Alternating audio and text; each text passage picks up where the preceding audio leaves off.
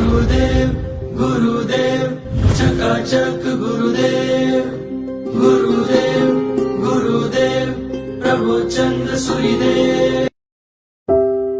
આ દ્રશ્ય કાવ્ય સમર્પિત છે એક અસાધારણ આત્માને, પૂજ્ય શ્રી પ્રબોધચંદ્ર સૂરી સ્વરજી મહારાજ સાહેબ, જેમનું અસ્તિત્વ બની ગયું લાખો હૃદયો માટે આશાનું અજવાળું। આ ગાથા છે એક સામાન્ય ઘરમાં જન્મેલા શિશુની, જે બની ગયો અસામાન્ય મહાનુભાવ। આ વાર્તા છે શ્રદ્ધા અને સાહસની, નવસારીની ગલીઓથી સમગ્ર જૈન સમાજની હૃદયસ્પર્શી હસ્તી સુધીની। માતાશ્રી શ્રીમતી ધનીબેન, પિતાશ્રી શ્રી નાનચંદભાઈ, જન્મભૂમિ નવસારી, ગુજરાત। પરિવાર સંરચના 9 ભાઈ બહેનોમાં સૌથી નાના સંતાન, પરંપરા શ્વેતાંબર, સમુદાય નેમી સૂરી સમુદાય। તો આવો સાથે ચાલીએ આ અવિસ્મરણીય યાત્રામાં। નવસારી નગરમાં એક સાદા ઘરમાં રહેતું હતું એક મધ્યમ વર્ગીય કુટુંબ। માતા ધનીબેન અને પિતા નાનચંદભાઈ 9 સંતાનોની છત્રછાયામાં જીવતા હતા સાદગીભર્યું જીવન। 7 પુત્રો, 2 પુત્રીઓ અને સૌથી અંતે આવ્યો એક નાનકડો જીવ, કુટુંબનું લાડકું બાળક। માતાના હૃદયનો ધબકારો અને પિતાના સ્વપ્નોનું કેન્દ્ર। પરંતુ કુદરતે તેના માટે લખ્યું હતું કંઈક અલગ જ, કંઈક વિશેષ।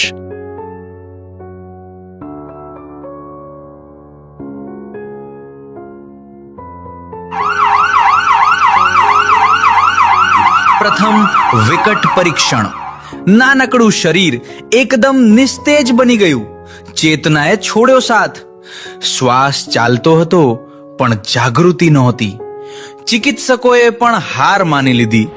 આશાના દીવા એક પછી એક ઓલવાતા ગયા, પરંતુ એક માતાનું હૃદય ક્યારેય નથી હારતું। ધનીબેને પોતાની સમસ્ત શક્તિ, ધ્યેય અને આસ્થા ઠાલવી દીધી મહામંત્રના જાપમાં। નવકારો ગુંજતા રહ્યા માતાના મુખમાંથી, હૃદયમાંથી, આત્મામાંથી, અને સાંજના સંધ્યાકાળે કંઈક અદ્ભુત બનવા લાગ્યું। નાનકડા હાથમાં થયું હલનચલન, આંખની પાપણો ધીમે ધીમે ખુલી, જીવન ફરી વળ્યું પાછું। ચમત્કાર નહીં, પણ એક શુદ્ધ હૃદયની અટલ આસ્થાનો પુરસ્કાર। આ શિશુ જળવાયો હતો કોઈ મહાન હેતુ માટે। સમય વહેતો ગયો, શિશુ બન્યો બાળક, બાળક બન્યો 12 વર્ષનો કિશોર, અને એક દિવસ અચાનક સર્જાઈ ગઈ આપત્તિ।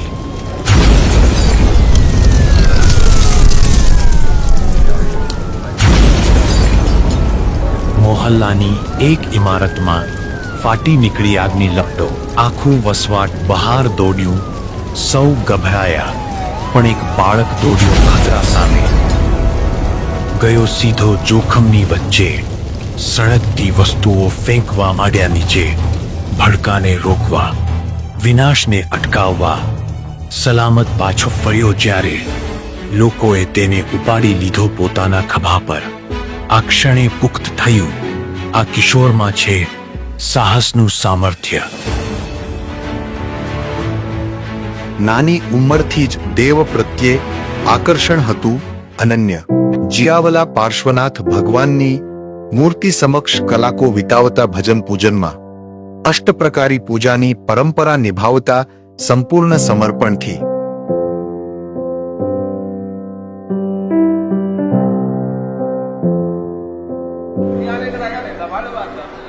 એક સાંજે સાથીઓ સાથે નીકળી પડ્યા ચલચિત્ર જોવા। પ્રદર્શિત થઈ રહી હતી બેજુ બાવરા, અને જ્યારે પડદા પરથી વહી આવ્યો સ્વર, देख तेरे संसार की हालत क्या हो गई भगवान, देख तेरे संसार की हालत क्या हो गई भगवान, कितना बदल गया इंसान, कितना बदल गया इंसान। કંઈક અતિ ગહન ખસેડી ગયું આત્માને, સંસારની નશ્વરતા ઊભી રહી સમક્ષ. વૈરાગ્યનો ભાવ જન્મ્યો તીવ્ર વેગથી, અને તે જ પડે લીધો એક અટલ નિશ્ચય, એક બંધન, એક પ્રતિજ્ઞા. જે દિન સુધી દીક્ષા ગ્રહણ નહીં કરું, તે દિન સુધી મારા પ્રિય કેરીનો એક ટુકડો પણ નહીં ખાઉં. એક નાનકડી પ્રતિજ્ઞામાં સમાયેલું હતું જીવનના મોટા પરિવર્તનનું બીજ. પરિવારને જ્ઞાત થઈ તેમની મનોકામના, પરંતુ સ્વીકૃતિ ન મળી. આ યુવાનના સંકલ્પમાં હતી અડગતા, હતો નિર્ધાર. એક સગાના દીક્ષા મહોત્સવમાં સામેલ થયા, અને ત્યાં પ્રજ્વલિત થઈ ગઈ આંતરિક જ્વાળા સંપૂર્ણ તીવ્રતામાં. અને પછી લીધો સૌથી હિંમતવાન નિર્ણય. ખિસ્સામાં કુલ ₹2.5 અને 25 પૈસા. 50 પૈસે ખરીદી રેલવે ટિકિટ, 50 પૈસે કરાવ્યું મસ્તકનું મુંડન, અને બાકીના 25 પૈસા હાથમાં લઈ ઉઘાડા પગે પગલું પછી પગલું નવસારીથી સુરત સુધીની યાત્રા. ત્યાં મળ્યા તેમના ગુરુદેવ પૂજ્ય કુમુદચંદ્ર સુરી સ્વરજી મહારાજ સાહેબ. ગુરુદેવે જોઈ લીધી એ યુવાનની આંખોમાં સાચી લાલસા, ઓળખી લીધી ભક્તિની ગહનતા, અને પ્રદાન કર્યો સૌથી મહાન વરદાન. દીક્ષાનો પાવન સંસ્કાર પરિપૂર્ણ થયો. મેરુ મહાલય જેવા મહાવ્રત ધરવા તું ચાલે ઉમંગે. બાલી ઉંમરમાં વૈરાગી થઈને બહતી તું ત્યાગ તરંગે. ધુમધુમી બાજે બાજે મૃદંગમ, ગાજે ગગનની ગોખ તલે. જગ આખું નમે મહાત્યાગ કરે તું, રંગાઈ શ્રી રામ રંગે. જયનાથ કરે ઉજવાળ રહે તું, ઝૂમે ઝૂમે આનંદે. દીક્ષા સાથે લીધા 3 પવિત્ર સંકલ્પો. પ્રથમ, શ્રીસંઘથી સ્વતંત્ર કોઈ પણ ધર્મસ્થાનનું બાંધકામ કરાવવું નહીં. જો કરાવવું પડે તો માલિકી ભાવ વગર તુરંત સંઘને અર્પણ કરવું. દ્વિતીય, ચારિત્ર્યની શુદ્ધિ કાજે મુંબઈ નગરીમાં પ્રવેશ કરવો નહીં, અને અનિવાર્ય સંજોગોમાં જવું પડે તો કાર્ય પતાવી તુરંત વિહાર કરવો. તૃતીય, શિષ્ય પરિવાર વધારવાના મોહ વગર માત્ર પાત્રતા ધરાવતા અને યોગ્ય આત્માને જ દીક્ષા આપી શિષ્ય તરીકે સ્વીકારવા. આ 3 પ્રતિજ્ઞાઓ બની ગઈ તેમના જીવનની મૂળ નીવ. નમ્ર પ્રારંભથી લઈને નેમિસુરી સમુદાયના પથદર્શક બનવા સુધી મહારાજ સાહેબનો પ્રભાવ પેઢીઓ સુધી પ્રસરેલો છે. ગુરુ રાખ મને તારિકને, તું ગૌતમ સમલાગે મને. ગુરુ રાખ મને તારિકને, તું ગૌતમ સમલાગે મને. ગ્રંથોમાં છે ખૂબ ગવાયા, શાસ્ત્રોમાં છે ખૂબ છવાયા. તીર્થંકર મહાવીર પ્રભુથી પણ નીકળ્યા ગૌતમ સવાયા. જીરાવલા પાર્શ્વનાથ ખાતે ભવ્ય સમારંભો, હજારો અનુયાયીઓ અને જીવદયાની અનોખી પહેલ દ્વારા તેમણે હજારોના જીવનમાં જ્ઞાનનો ઉજાસ ફેલાવ્યો છે.